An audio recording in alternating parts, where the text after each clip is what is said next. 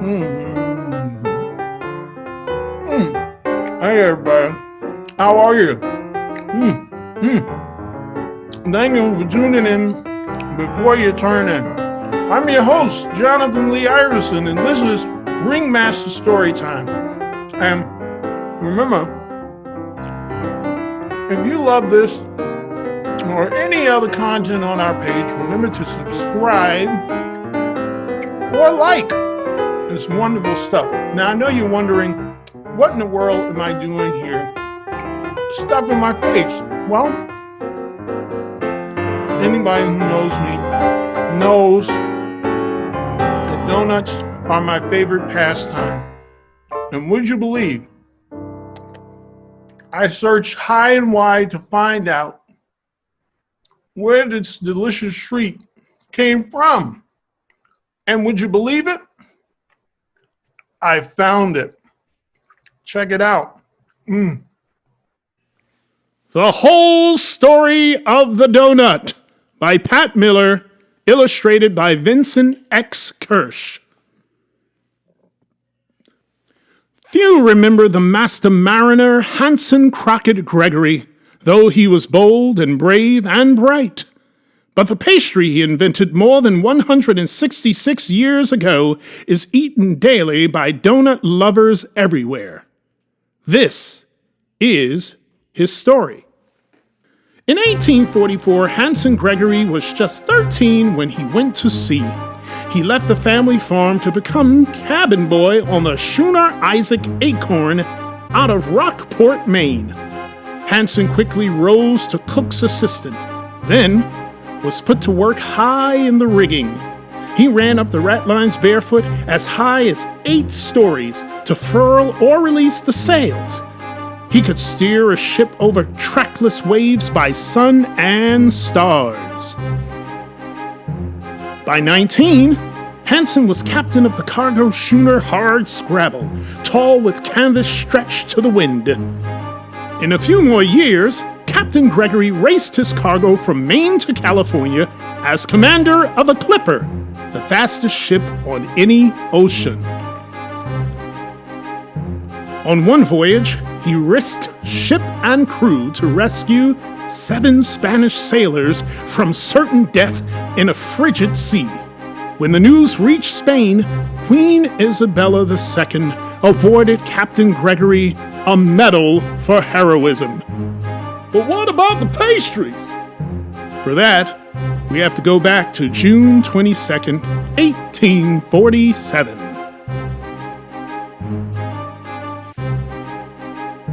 The crew of the Ivanhoe had worked up mighty appetites through the night. The sun was barely up as 16-year-old Hanson and the cook prepared breakfast. It would be the same coffee and fried cakes they'd served most mornings on the Ivanhoe. The cook tossed wood into the belly of the cast iron stove, heating the cauldron of lard. Hanson formed balls of sweetened dough. Both men stood on spread legs as the cramped galley lurched with the ship. Pans clanged overhead. The aroma of browning sugar rose as the cook dropped in the first globs of dough. The iron railing on the stovetop kept the pot in place as the Ivanhoe bucked and plunged. When the cakes were fried, Hanson dumped them out on the dining table. They were sweet and crisp, at least around the edges. Their raw centers, heavy with grease, made them drop like cannonballs in the stomach. Sailors called them sinkers. As Hanson shaped another batch, he was struck by an idea. He took the round lid off a pepper can and cut perfect holes in the center of each sinker. Then he tossed the rings into the bubbling lard. The cook had never seen such a downright fool thing.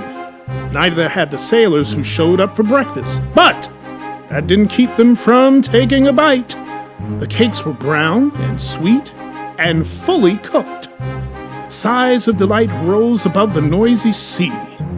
A new breakfast tradition was born. The teenage Hanson shared his invention with his mother. She cooked up large batches to sell in a friend's store and on the docks to hungry sailors. Ship's cooks now served holy cakes. That's how Hanssen's invention spread around the world, and down the years, and right into your stomach.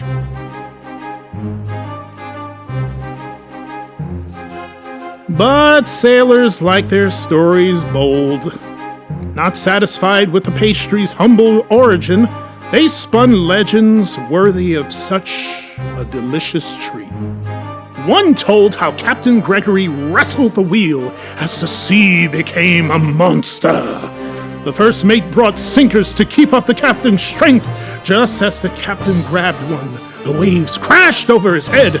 Captain Gregory speared that sinker on the wheel's spoke. He invented the donut while he saved the ship. Another legend tells how wild waves grabbed 5 sailors and pulled them overboard right after breakfast. With bellies full of oily pastries, they sank like stones. Captain Gregory shouted, "Never again!" He used a wooden belaying pin to punch holes in every cake so they resembled the ship's life rings. No sailor has since been drowned by his breakfast.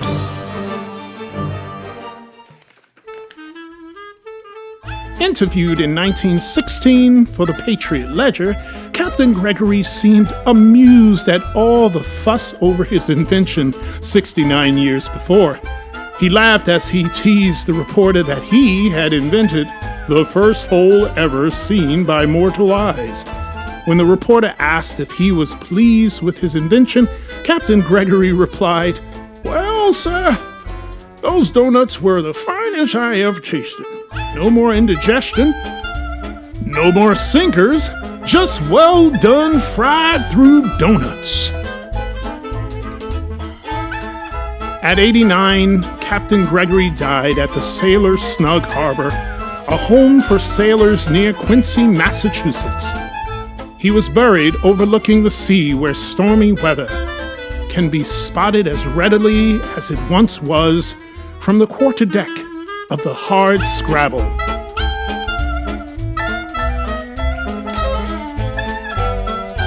Whether you prefer chocolate or sprinkled, glazed or filled, raise your next tasty donut to the Master Mariner from Maine.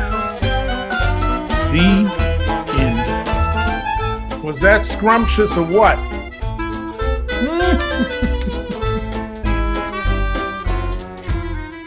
Well, listen, ladies and gentlemen, remember, that's the beauty of great books.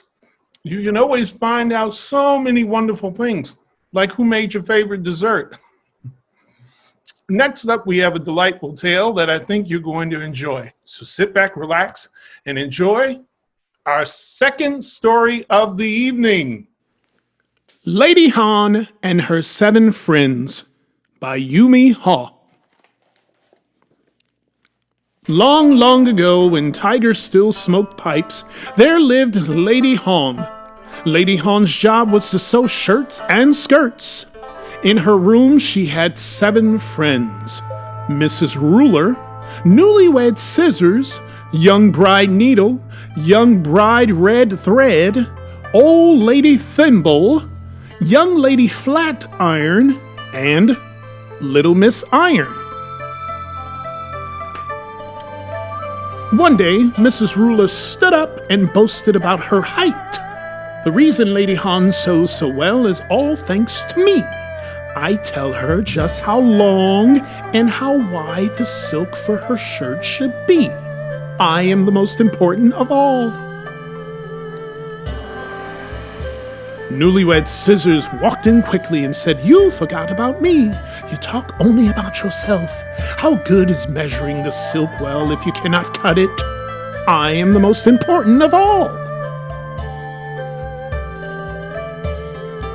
Young Bride Needle showed off her thin waist and said scornfully, "The shirt cannot be made from just measuring and cutting. 3,000 beads can be a beautiful treasure only after being threaded by a needle. I am the most important of all. Young bride Red Thread snorted and exclaimed, "Poor needle. It doesn't matter how well you go this way or that way. Without my thread, you cannot accomplish anything. I am the most important of all."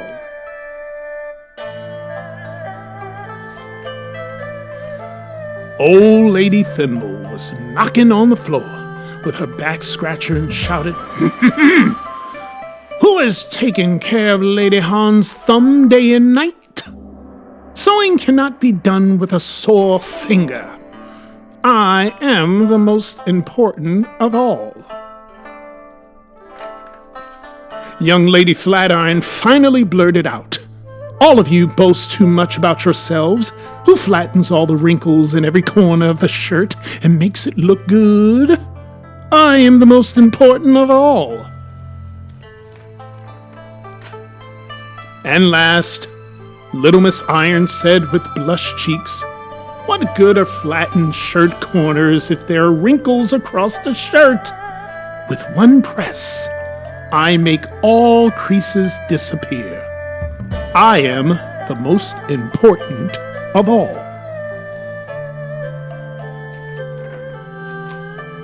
When Lady Hahn heard the rambling arguments, she grew angry and yelled at her friends, "I cannot believe what I have heard. Without my hands, none of you could do your job.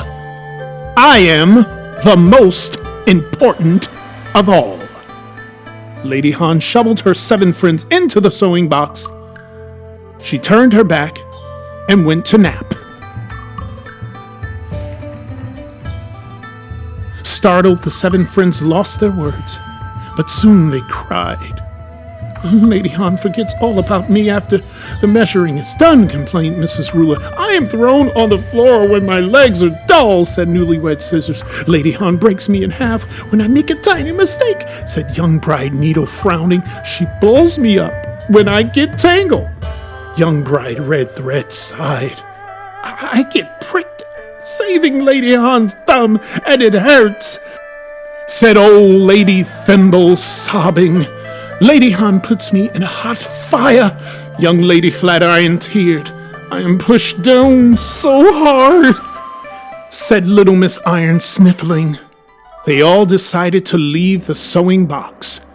After climbing out, they scurried behind the love bird screen. When Lady Hahn woke up, she returned to her sewing.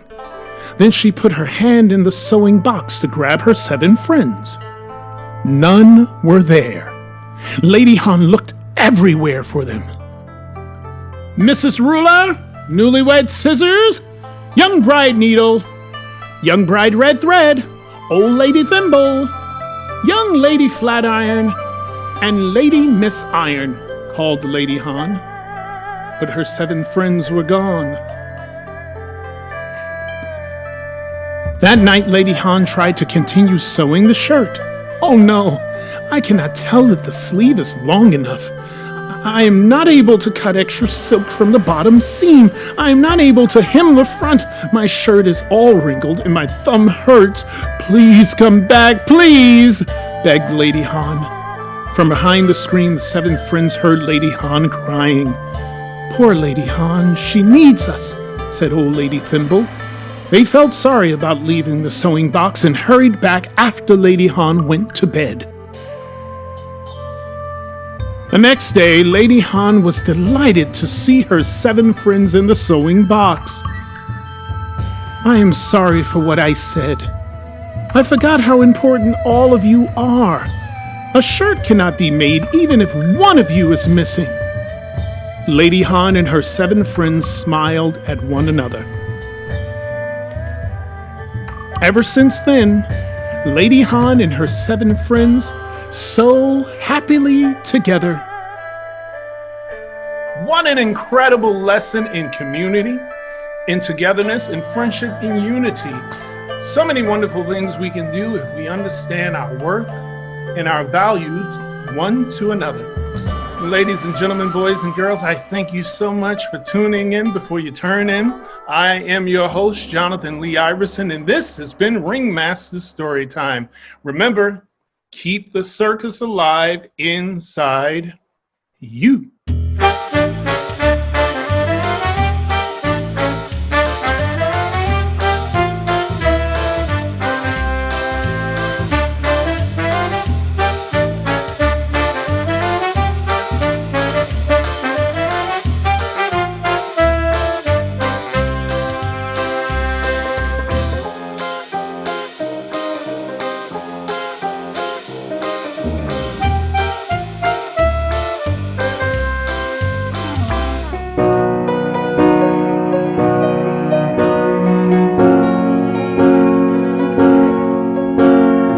Baby Mine, a Lullaby Collection, has been such a fully realized dream for me. As a result of this, we will be able to lull children into dreams of their own and make sure that they know that they're not alone.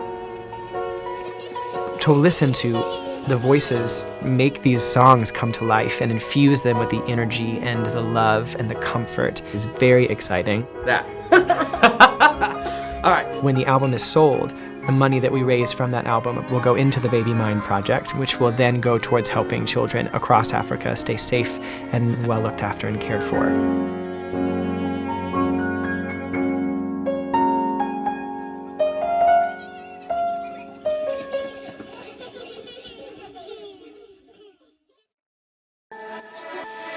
The circus is a vast international community, and there's only one place to connect for jobs, events, the latest news, and so much more.